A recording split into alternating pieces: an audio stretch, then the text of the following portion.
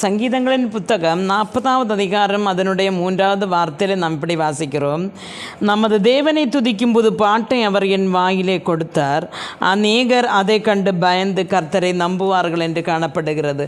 அருமையான தேவனுடைய பிள்ளைகளை, கர்த்தர் நம்முடைய வாழ்வில் நன்மைகளை செய்யும்போது நம்மை அறியாமல் என்ன செய்வோம்? நாம் பாடுவோம்.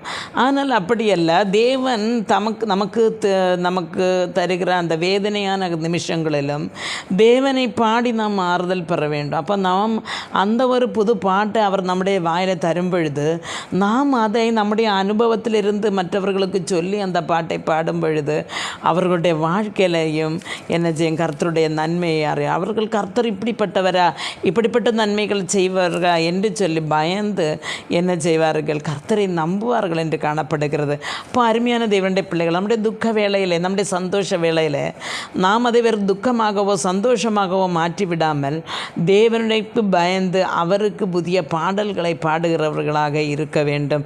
அந்த புதிய பாடல்கள் அந்த அநேகரை ஆண்டவருடைய பக்கத்திலேக்கு சேர்க்கும். அந்த பாடல்கள் மூலம் கர்த்தருடைய சமூகத்தில் வந்தவர்கள் ஏராளம் பேர்கள் உண்டு. அதனால் நானும் நீயும் எப்பொழுதும் என்ன செய்ய வேண்டும்? தேவனை துதித்து பாடுகிறவர்களாக, நன்றி உணர்வு உள்ளவர்களாக, தேவனுடைய சமூகத்திலே நாம் நிலை நிற்கிறவர்களாக இந்த பூமியில் வாழ கர்த்தர் நமக்கு ஒவ்வொருவருக்கும் கிருபை அருளுவாராக. ஆமென்.